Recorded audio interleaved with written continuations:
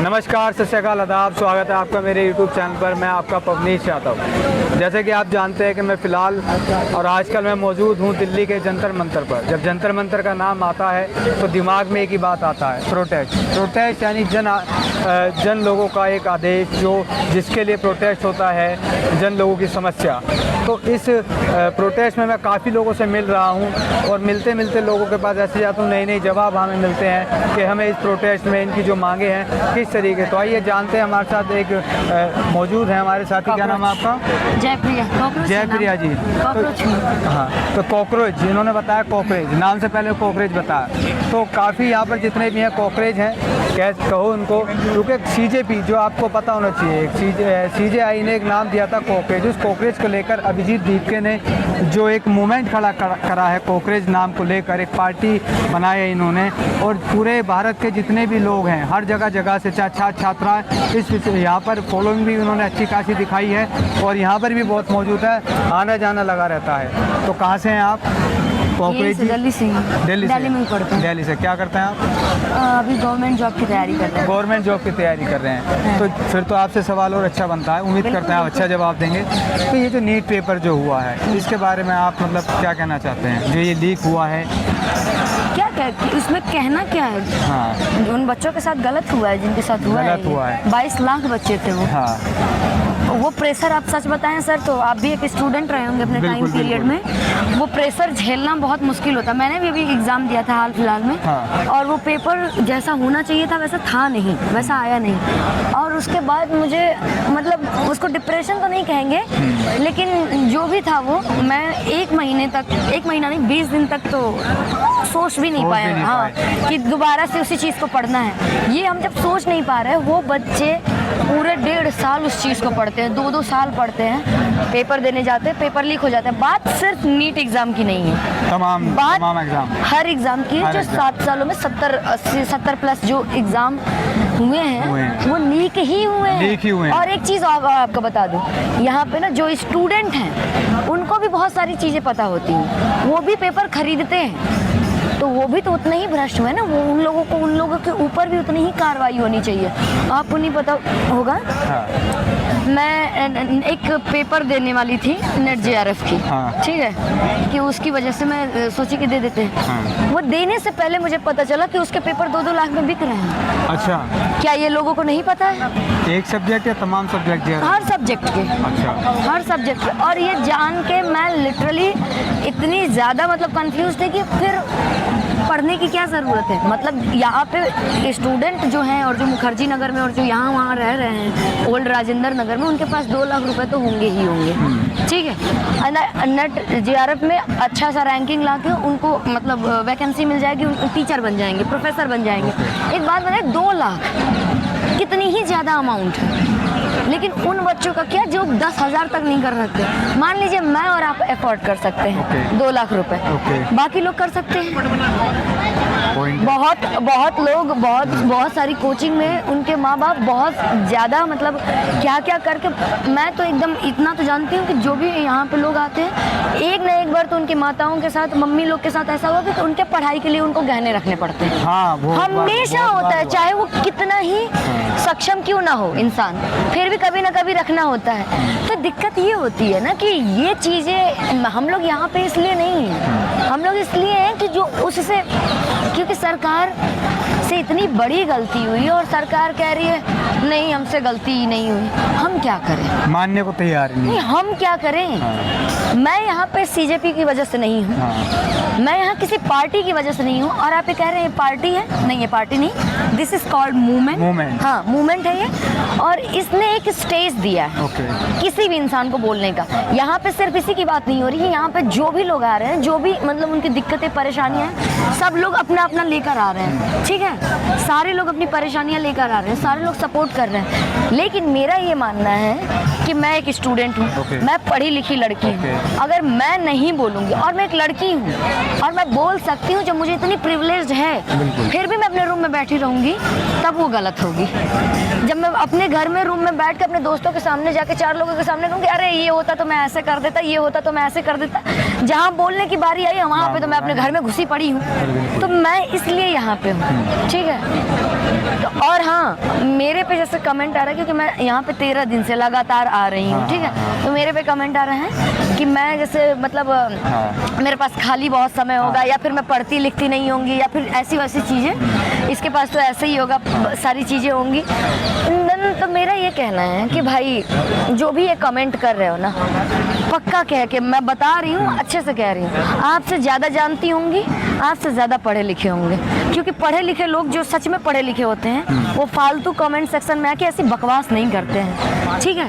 तो दिक्कत ये है ना कि हमारे जो लोग हैं ये क्या करते हैं, वर्शिप करते हैं किसी एक नेता की, किसी एक धर्म की, किसी एक चीज़ों की। मैं किसी चीज़ पे कमेंट नहीं कर रही हूँ, आपको जो करना है करिए, लेकिन हमारा जो है, अब हमें जो गलत लग रहा है हमें बोलने तो दो। फिर तुम अपने चीज़ों से कंपेयर करने लग रहे हो, फिर तुम कहते हो कि हम बड़े सही हैं। कैसे सही हो जाओगे? बात करना है ना तो तुम नॉर्मली वैसे करो ना। तो जिस तरीके से यहाँ पे जो कह रहे हैं लोग बाग कि जितने भी आप सब लोग कॉकरेज, लोग बाग नहीं कॉकरेज, कॉकरेज सही रहेगा। हाँ, सारे लोग वही हैं, सब वही है, सब अपने आप को यहाँ पे पेरेंट्स भी आए हैं, छोटे छोटे 4-5 साल के बच्चे हैं, और सबको सत्ता में बैठी सरकार, धर्मेंद्र प्रधान खुद टेररिस्ट कह रहे हैं। अच्छा, दहशतगर्दों के हम लोग टीम है। बताइए, यहाँ पे एक बूढ़े बूढ़े लोग भाजपा के राष्ट्रीय अध्यक्ष जो हैं, उनका भी आया, वो सीधे लोग कह रहे हैं कि आरएसएस पे उंगली क्यों उठाई जा रही है। क्यों उठाई? लोगों का क्वेश्चन है ना कि आरएसएस क्या किया, उसकी उंगली क्यों उठाई। हिंदू महासभा को डायरेक्ट उसके जो प्रेसिडेंट वो कह रहे हैं कि आप ही इसको खत्म कर सकते हैं। हमें खत्म करने की जरूरत है? हमें क्या खत्म कर, हमको तो वैसे ही सरकार खत्म कर रही है। तो कुछ दिन रुकिए, हम लोग सब खत्म हो जाएंगे। देखिए, जिस तरीके से मूवमेंट आया है, जिस तरीके से इन्होंने वर्ड रखा है कॉकरेज, तो कहीं ना कहीं ये है कि देश हमें में बुलाया गया, हमने रखा नहीं है। बुलाया गया है, फिर बात को वो अपने आप को एक्सेप्ट करा गया कि हम हैं। तो क्यों करा गया वो, ये शायद यही है क्योंकि जब देश में बेरोजगारी बढ़ेगी कौन पैदा होगा। जब देश खोखला, बेरोजगारी नहीं है, जब पेपर लीक हो रहा है। आप लोगों का क्वेश्चन ये है कि अगर ये नहीं होगा तो अगर ये नहीं होगा तो ये ऐसे होगा तो सरकार के रहते सरकार हमेशा नेहरू से कंपेयर कर रही है, हमेशा करती है, हर एक चीज वो करती है। तो भाई हम तुमको इसीलिए चुन के लाए हैं कि तुम पास्ट में क्या रहा है क्या नहीं रहा है, तुम उसी के पीछे चलते चलो। भाई इसलिए लाए हैं ना कि जो हो चुका है हो चुका है, आगे बढ़ो, लोगों का जीवन संभालो। मतलब कि इतने हद लोग हैं कि क्या बताया जा सकता है। इनको सीधी बात समझ में, मुझे कभी कभी लगता है कि क्या लोग मतलब लिटरली इतने पागल हैं या पागल बनने की कोशिश करते हैं। यहाँ पे बोला जा रहा है शिक्षा व्यवस्था, तो उनको हिंदू मुस्लिम करना है। मतलब ऊपर के माले से खाली हो क्या भाई? मतलब क्या करना चाह रहे हो? कुछ तो होगा। अब इन लोगों को पता है क्या बेनिफिट है, क्योंकि पार्टी वो चीज देती है जो लोगों को चाहिए होता है। वही देखते भी हैं, देखते भी होते हैं। जो लोग घर पे बैठ के ऐसे कमेंट कर रहे हैं ना, लोग वही देखना भी प्रेफर करते हैं। उनको लगता है कि हाँ मेरे एक जाने से क्या हो जाएगा, मैं नहीं जाऊंगा तो क्या, कुछ नहीं होगा। सब लोग आने वाले समय में तुम्हारे बच्चे मरेंगे, तुम्हारे घर में बेटियां पैदा होंगी, उनके साथ भी ऐसे ही अन्याय होगा, लड़के होंगे उनके साथ भी यही होगा, कुछ नहीं होगा। अगर गलत के खिलाफ आवाज नहीं उठाओगे तो यही होगा। आज नहीं तो कल सबको भुगतना है। हम तो कर रहे हैं, हो सकता है कि मेरे पास आने वाले फ्यूचर में हो जाए, अच्छे खासे पैसे हो जाए, मैं देश कल को छोड़ के भी चली जाऊं, या फिर मैं कहीं और शिफ्ट हो जाऊं, या इतना प्रिविलेज रहूं मैं अपने लाइफ में। और मैं बता रही हूं कि मैं हूं इतनी प्रिविलेज। मैं यहाँ पे इसलिए हूँ क्योंकि मैं एक पढ़ी लिखी लड़की हूँ और मुझे यहाँ होना चाहिए। इसीलिए मैं सबसे रिक्वेस्ट करूंगी, आप सभी लोगों से हाथ जोड़ के विनती करती हूँ कि जो भी लोग आवाज उठा सकते हैं और जिनके पास इतनी प्रिविलेज है यहाँ आने लायक, बता रहे हैं दोबारा से अगर ये प्रोटेस्ट खत्म हो गया, ठीक है, ये अगर ये मूवमेंट खत्म हो गया ना, फिर किसी को ब्लेम देते मत फिरना, क्योंकि इतने सालों में तुमने सिर्फ इंस्टा पे जाके बस हाँ लाइक कर दिया, कमेंट कर दिया, इससे कुछ नहीं होगा। ये धरातल पे उतर के बात करो। आओ लोग प्लीज, यही रिक्वेस्ट है, क्योंकि अगर मूवमेंट खत्म सब खत्म, फिर उठने नहीं देगी सरकार, ये भी जान जाओ। सोशल मीडिया पे पोस्ट करने से, विरोध करने से कुछ नहीं होगा कि दिखा दे के इतने लोग धरातल पे उतर के ही प्रोटेस्ट का एक ऐसी मायने रखा जाता है। ये नहीं कि सोशल मीडिया पे पोस्ट कर दिया कि हमने इतना विरोध कर दिया, इतने लोगों ने शेयर कर दी, क्योंकि जब आपकी कोई समस्या है तो धरातल पर आना पड़ेगा, सरकार प्रशासन को दिखाना पड़ेगा। और इसी चीज़ को लेते हुए आपसे आखिरी सवाल है, जब आपके घर खानदान में कोई दिक्कत होती है तो आप ट्विटर पे हैंडल कर लेते हैं, जब परेशानी आती है तो मिल के जाते हैं, धरातल पे ही तो बात होती है, समझाया जाता है, एक्सप्रेशन होता है, लोग इकट्ठा होते हैं, थोड़ा सा उनके ऊपर प्रेशर तो बने, वहाँ से कुछ नहीं होगा, यहाँ आके आप बात करिए। हम आप लोगों से रिक्वेस्ट करते हैं, प्लीज़ आप लोग यहाँ आइए सर। अच्छा क्या, ठीक है, जोर से बोलना, ठीक है। अरे थम जा यार, भगे जा रहा, रुक जाएगी। वो खड़ा हो जाए एक बार, खड़ा हो जाए, चलते चलते ले लेंगे, ठीक है। पीछे पीछे उतर रही हो, चालू है, आओ।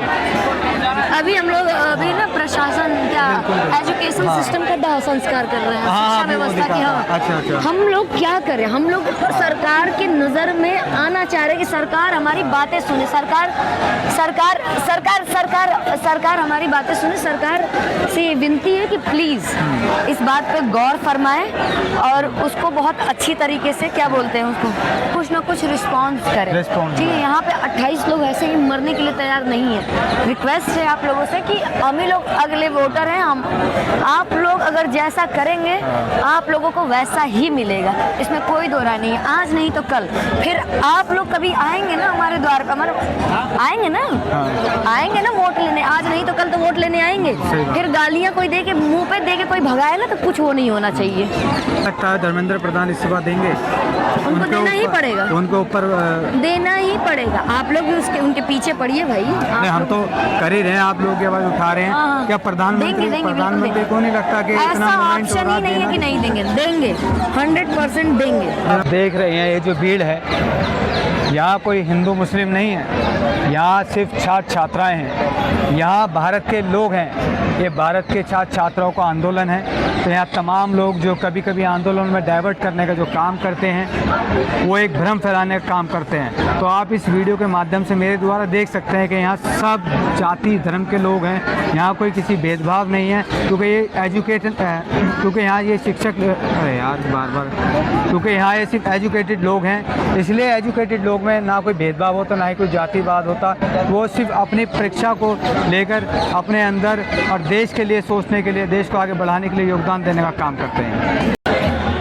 जैसा आपने देखा, जयप्रिया और पोखरेज ने हमारे साथ अपनी बातें साझा करी और उन्होंने जो इस आंदोलन में देखा, जो अभी तक सारी पेपर परीक्षाओं को देखकर जो उन्होंने देखा जिस तरीके से लीक हो रहे हैं, और सारी चीज़ समस्याएं जो थी पेपर लीक को देखकर, और किस तरीके से उस समाधान की भी उन्होंने बात करी कि किस तरीके से हम रुक सकते हैं। उन्होंने लोगों से अपील भी करी है, उन्होंने बताया कि अगर आप लोग नहीं उठे, नहीं जागे, तो हमें ब्लेम मत करना, क्योंकि ये आंदोलन बार बार नहीं होता, क्योंकि आप लोग सिर्फ इंस्टाग्राम से, सोशल मीडिया तमाम प्लेटफॉर्म हैं, उन पर आप रील शेयर करके, प्रोटेस्ट करके और शेयर करके प्रोटेस्ट अपना दिखाते हो।